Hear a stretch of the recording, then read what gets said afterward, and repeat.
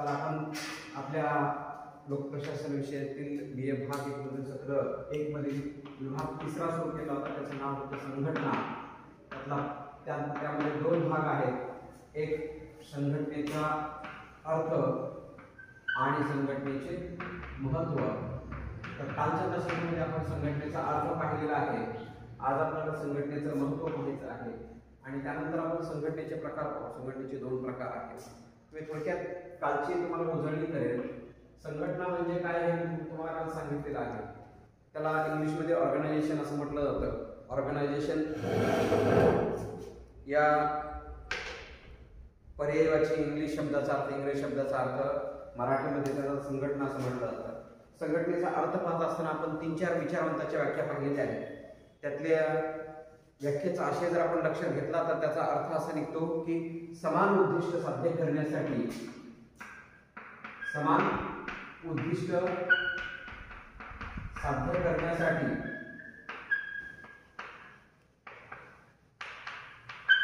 एकत्रित आलेला व्यक्तिसमूह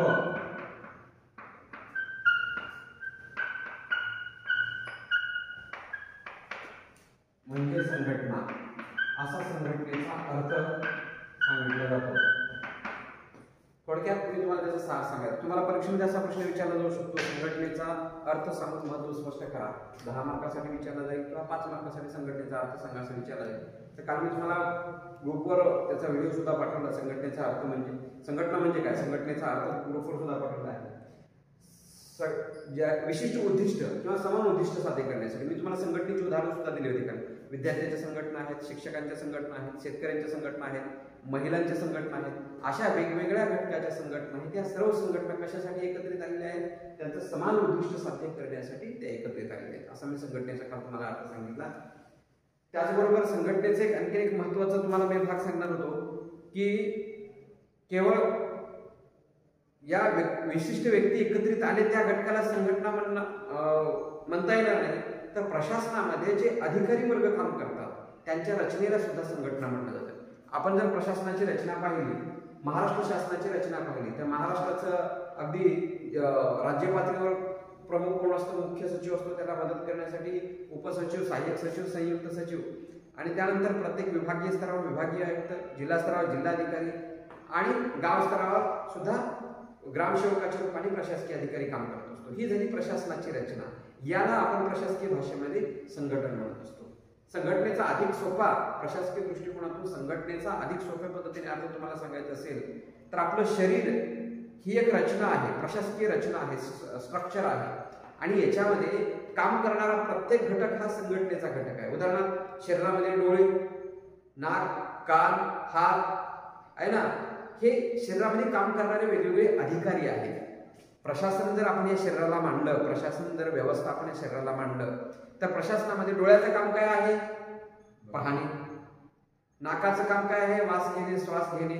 कानाचं काम काय आहे, ऐकणे. हाताचं काम आहे उचलणे, इकडची वस्तू तिकडे ठेवणे, आपल्याला पूर्ण काम करण्यासाठी मदत करणे. पायाचं काम आहे चालणे. तर अशा पद्धतीने प्रशासनामध्ये सुद्धा अधिकारी आहेत. एखादा ग्रामसेवक आहे, एखादा तलाठी आहे, कोतवाल आहे, यांचं काम त्या क्षेत्रामध्ये वेगवेगळं आहे. परंतु ज्या पद्धतीने या घटकाला आपण शरीरापासून वेगळं करू शकत नाही. करू शकतो आपण डोळ्याला शरीरापासून, मग शरीराचं काम थांबेल. हाताला शरीरापासून वेगळं करू शकतो का, नाही. प्रशासनामध्ये सुद्धा वेगवेगळ्या क्षेत्रामध्ये वेगवेगळे अधिकारी असे प्रशासनामध्ये आहेत. उदाहरणार्थ जिल्हाधिकारी आहे, उपजिल्हाधिकारी आहे, तहसीलदार आहे, नायब तहसीलदार आहे. त्या क्षेत्रामध्ये त्यांचं काम आहे. त्यामुळे प्रशासनातील या संघटनेमधून या संबंध ह्या आपल्या अवयवाला एकत्रित, आपल्या शरीराला जे अवयव एकत्रित जोडले गेलेले आहेत याला आपण एक प्रकारे संघटना काय म्हणू, संघटना म्हणू. हे जे एकत्रित येऊन काम करत आहेत याला संघटना म्हणू. प्रशासनामध्ये सुद्धा हे जे काही वेगवेगळे प्रशासकीय अधिकारी एकत्रित येऊन काम करत आहेत, सचिव असेल, उपसचिव असेल, सहाय्यक सचिव असेल किंवा कार्यकारी मंडळाच्या यंत्रणा असतील, कायदे मंडळाच्या यंत्रणा असतील, प्रशासकीय यंत्रणा असतील, प्रशासनामध्ये काम करणारे मी तुम्हाला आता सांगितलेले आहेत. सचिव असेल, उपसचिव असेल, संयुक्त सचिव असेल, सहाय्यक सचिव असेल, आयुक्त असेल, जिल्हाधिकारी असेल, हे संबंध यंत्रणा काय आहे, प्रशासकीय संघटनेचा भाग आहे. मी प्रशासकीय संघटनेचा तुम्हाला अर्थ सांगितला. मानवाचं शरीर जर प्रशासकीय संघटना म्हटलं तर प्रशासकीय संघटनेमध्ये काम करणारे वेगवेगळे घटक आहेत. डोळे पाहण्याचं काम करतात, कान ऐकण्याचं काम करतात, नाक श्वास घेण्याचं काम करतात. एकंदरीत ही प्रशासकीय संघटना झाली. याच पद्धतीने प्रशासकीय संघटनेमध्ये अधिकाऱ्यांचं महत्व आहे, जे की आपल्या शरीरामध्ये यावं. तर अशा पद्धतीने संघटनेचा अर्थ स्पष्ट करून सांगितला जातो. ठीक आहे. तर आपल्याला संघटनेचं महत्व थोडक्यात पाहायचं आहे. संघटनेची आवश्यकता का आहे? मी काल तुम्हाला संघटनेचा अर्थ सांगितलेला आहे. मी त्याचे काही मुद्दे आहेत, मी मुद्दे तुम्हाला सांगितले, त्यावरून त्याचं महत्व तुम्हाला स्पष्ट करून सांगितलं. पहिला मुद्दा आहे निश्चित ध्येय साध्य करण्यासाठी किंवा निश्चित ध्येय साध्य केलं जातं.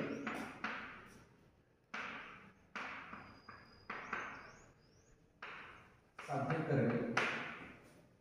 दुसरा आहे मुद्दा महत्वाचा, परस्पर सहकार्य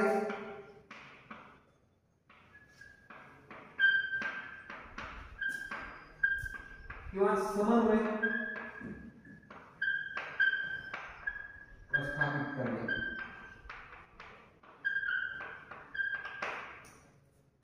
किंवा त्यालाच आपण संघर्ष किंवा वाद करणे, कर्मचारी मी सांगतो समजा.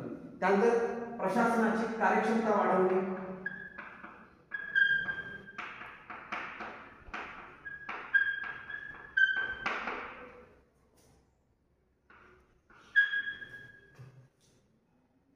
त्यानंतर कार्याची रूपरेषा व नियोजन करणे,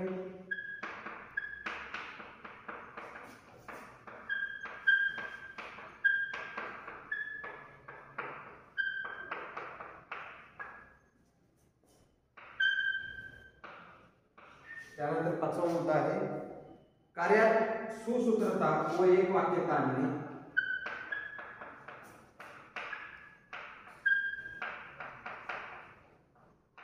व एक वाक्यता आणणे.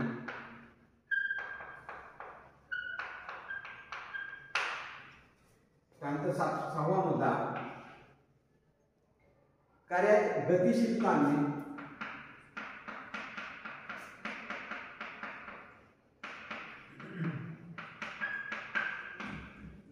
संघटनेची आवश्यकता का आहे किंवा संघटना महत्वाची कशासाठी, तर हे सर्व त्याचे मुद्दे आहेत. त्यानंतर कार्याचे विभाजन करणे.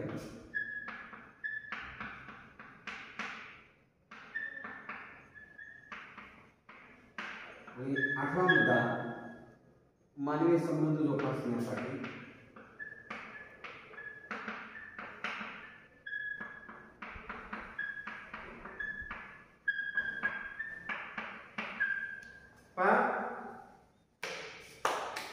संघटनेचं महत्व स्पष्ट करत असताना मी काल अर्थ सांगत असताना संघटनेचा अर्थ तुम्हाला सांगितलेला आहे. संघटनेचं महत्व त्याच्यामध्ये आलेलं आहे. विशिष्ट असं ध्येय किंवा निश्चित असं ध्येय प्राप्त करण्यासाठी किंवा साध्य करण्यासाठी वेगवेगळे लोक एकत्रित आलेले असतात. संघटनेची उदाहरणं सांगितली मी तुम्हाला. शिक्षकांच्या संघटना आहेत, विद्यार्थ्यांच्या संघटना आहेत, महिलांच्या संघटना आहेत, त्याशिवाय प्रशासकीय क्षेत्रामध्ये कर्मचाऱ्यांच्या संघटना आहेत, काम करणाऱ्या तलाठ्यांच्या संघटना आहेत, ग्रामसेवकाच्या संघटना आहेत, तहसीलदारची संघटना आहे ना. अशा वेगवेगळ्या युवकांच्या सुद्धा संघटना आहेत. अशा वेगवेगळ्या संघटनांचे प्रकार आपल्याला पाहायला मिळतात. या सर्वांचं हेतू एकच असतो की त्यांचं निश्चित असं ध्येय साध्य करायचं. शेतकऱ्यांची संघटना कशासाठी निर्माण झालेली असते? शेतकऱ्यांच्या समस्या सोडवणे, कर्ज बाजारीपणा जो आहे तो दूर करण्यासाठी, शेतीला हमी भाव मिळणे, शेतकऱ्यांचं आता पावसामुळे नुकसान होतं किंवा दुष्काळ पडला असेल तर त्यामुळे नुकसान होतं. अशा वेळी सरकारने भरपाई द्यावी यासाठी सरकारवर दबाव टाकणे. म्हणजे अशा अनेक हेतूने जे काही निश्चित असं ध्येय आहे शेतकऱ्यांचं हित जोपासणे, हे ध्येय साध्य करण्यासाठी शेतकरी संघटना असते. विद्यार्थ्यांची संघटना कशासाठी असते? विद्यार्थ्याचं हित जोपासणे. विद्यार्थ्यांना शिक्षण घेत असताना कुठलीही अडचण जाऊ नये, कोणत्याही अडचणी विद्यार्थ्यांना भेडसावू नये, त्यांच्या अडचणी वेळेवर सोडवल्या जाव्यात या दृष्टिकोनातून ते ध्येय साध्य करण्यासाठी विद्यार्थी संघटना असते. महिलांच्या संघटना कशासाठी असतात? महिलावर होणारे अन्याय अत्याचार दूर झाले पाहिजे. महिलांविषयी कोणी त्यांना हीन दर्जाची वागणूक देत असेल तर त्या विरोधात महिलांना दाद मागता आला पाहिजे, महिलांना न्याय मिळाला पाहिजे. हे ध्येय साध्य करण्यासाठी महिलांच्या संघटना असतात. म्हणजे प्रशासनामध्ये काम करत असताना प्रशासकीय जी काही संघटना आहे ती संघटना सुद्धा जनतेचं हित लक्षात घेऊन जनतेच्या वेगवेगळ्या कार्याची अंमलबजावणी करण्याचं त्यांचं ध्येय साध्य करण्यासाठी प्रशासनामध्ये संघटना निर्माण झालेल्या असतात. ठीक आहे, हा पहिला मुद्दा आहे. निश्चित असं ध्येय साध्य करण्यासाठी संघटनेची निर्मिती झाली असते. दुसरा आहे परस्पर सहकार्य व समन्वय प्रस्थापित करणे. परस्पर म्हणजे एकमेकांमध्ये अनेक लोक एकत्रित येतात संघटनेमध्ये, आहे का नाही?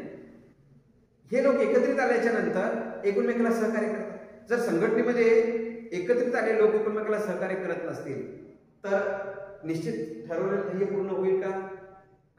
कारण संघटनेमध्ये काम करत असताना एकमेकाला सहकार्य किंवा एकमेकांमध्ये समन्वय निर्माण करूनच ते काम करावं लागतं, तरच प्रशासनातील जे काही ध्येय धोरण ठरवलेले आहेत ते पूर्ण होतात. म्हणून परस्पर सहकार्य करणे किंवा समन्वय प्रस्थापित करण्यासाठी संघटनेचं महत्त्व आहे. त्यानंतर आहे कार्यक्षमता वाढवणे. जर आपापसात संघटनेमध्ये काम करणाऱ्या घटकामध्ये आपापसात सहकार्य निर्माण झाला, समन्वय निर्माण झाला तर ऑटोमॅटिक कार्य त्यांच्यामध्ये कार्यक्षमता वाढते. आळस असेल, कामामध्ये विलंब असेल, ह्या सर्व गोष्टी दूर होतात आणि कर्मचाऱ्यामध्ये कार्य करण्याची क्षमता वाढते. लक्षात आलं? हा एक अत्यंत महत्त्वाचा मुद्दा आहे. त्यानंतर आहे कार्याची रूपरेषा व नियोजन करणे. संघटना निर्माण झाल्याबरोबरच एक कार्याची रूपरेषा किंवा आराखडा प्लॅनिंग तयार केलं जातं. विद्यार्थ्यांची संघटना म्हटली, प्रशासनामध्ये काम करत असताना एखादं ध्येय काम करायचं आहे तर त्याचा आराखडा किंवा प्लॅन तयार केला जातो. पुढील 2 वर्षाचा, 3 वर्षाचा, 2-3 वर्षामध्ये काय काय करायचं आहे शासनाला, प्रशासनाला काय काय कोणकोणती कार्य जनतेसाठी करायची आहे आणि जी काही प्रशासकीय यंत्रणा आहे त्या प्रशासकीय यंत्रणेच्या समोर ती रूपरेषा ठेवली जाते की या येणाऱ्या 5 वर्षामध्ये, त्याला पंचवार्षिक योजना आपण म्हणतो, त्या माध्यमातून ते ध्येय साध्य करण्याचा प्रयत्न केला जातो. म्हणजेच कार्याची रूपरेषा ठरवणे किंवा नियोजन करण्याच्या दृष्टिकोनातून सुद्धा संघटनेचं महत्त्व आहे. त्याच्याशिवाय प्रशासनाचं काम पूर्णत्वास जाऊ शकत नाही. म्हणून त्यासाठी सुद्धा संघटना महत्त्वाची आहे. त्यानंतर आहे कार्यात सुसूत्रता व एकवाक्यता. संघटना जर प्रशासनामध्ये चांगल्या पद्धतीने काम करत असेल तर प्रशासनामध्ये सुसूत्रता येते, सूत्रबद्धता येते, एकवाक्यता येते. नाहीतर एक चालला पूर्वेला, एक चालला पश्चिमेला, एक चालला उत्तरेला, एक चालला दक्षिणेला, अशा प्रकारची स्थिती निर्माण होऊ शकते. त्यामुळे संघटना जर प्रशासनामध्ये एकत्रित असेल, व्यवस्थित असेल तर कार्यामध्ये एक प्रकारे सुसूत्रता येते, नियोजनबद्ध पद्धतीने कार्य केलं जाऊ शकतो. आता उदाहरणार्थ लाडली बहीण योजना आहे, सरकारनं डिक्लेअर केलं. मागच्या कितीतरी 1 कोटी महिलांचे अर्ज झाले आणि त्यांचे पैसेही मिळाले म्हणे.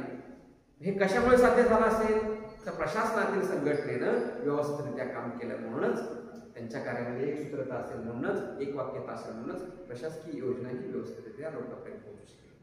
म्हणजे अगदी सचिवालय पातळीपासून ते अगदी गाव पातळीपर्यंत काम करणारा जो अधिकारी वर्ग आहे संघटनेतला, हा जो अधिकारी वर्ग आहे, प्रशासकीय संघटनेतला हा जो अधिकारी वर्ग आहे, त्यानं चांगल्या पद्धतीने काम केल्यामुळे हे कशामुळे झालं तर ही जी काही प्रशासकीय संघटना आहे किंवा प्रशासकीय रचना आहे त्यामुळे त्यांच्या कार्यामध्ये एक सूत्रता आणि एक वाक्यता निर्माण झाली. त्यामुळे संघटनेचं महत्त्व आहे.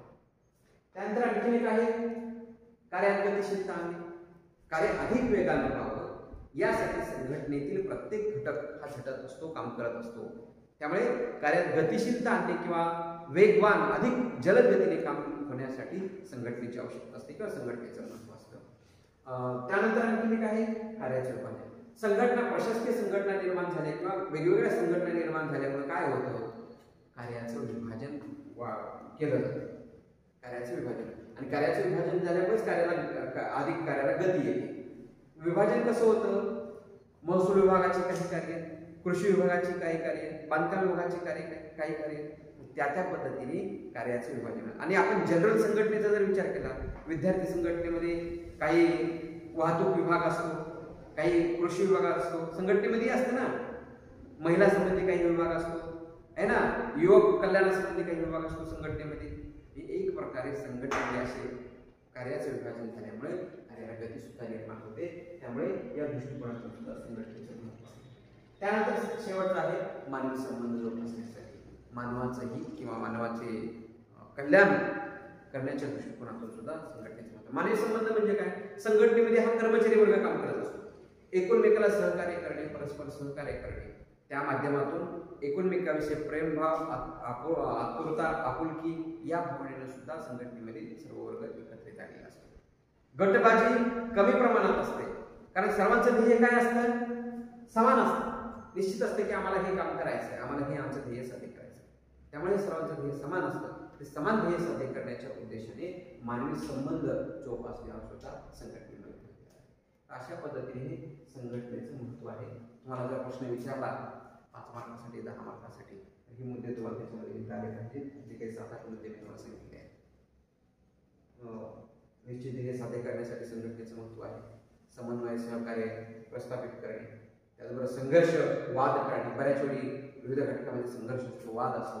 ते वाद टाळण्यासाठी सुद्धा प्रशासकीय क्षेत्रामध्ये काम करत असताना वरिष्ठ कनिष्ठ यांच्यामध्ये वाद असतो. समस्तरावर काम करणाऱ्या अधिकाऱ्यामध्ये सुद्धा असतो. 2 तलाट्यामध्ये वाद असतो, 2 ग्रामसेवकामध्ये वाद असतो, 2 शिक्षकामध्ये वाद असतो. म्हणजे समान पातळीवर काम करणारे किंवा वरिष्ठ आणि कनिष्ठ अशा यांच्यामध्ये सुद्धा वाद असतो. तर अशा वेळी यांच्यातील वाद मिटवण्यासाठी सुद्धा संघटनेची भूमिका महत्त्वाची असते. तो एक सुद्धा महत्त्वाचा मुद्दा आपण सांगतोय. म्हणजे संघर्ष सोडवणे किंवा वाद सोडवणे हा एक आपल्याला शेवटचा मुद्दा सुद्धा त्याच्यामध्ये सांगता येईल.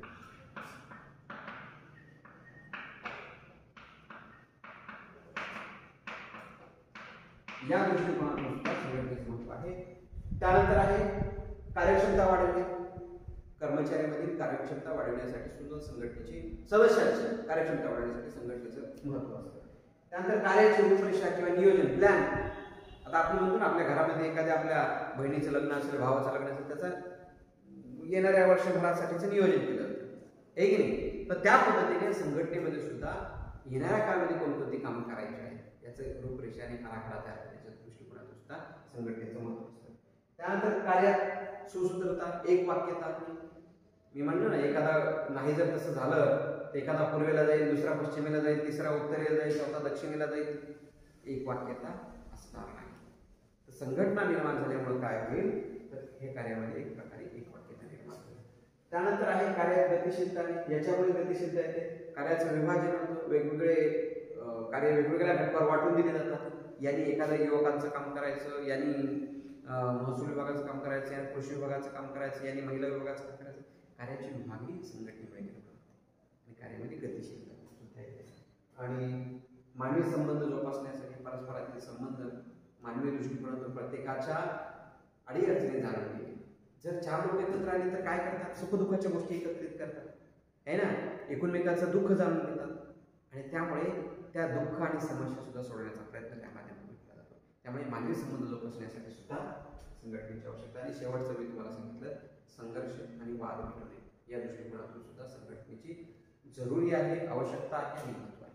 अशा पद्धतीने 8-9 मुद्दे आहेत तुम्हाला संघटनेचं महत्त्व त्या माध्यमातून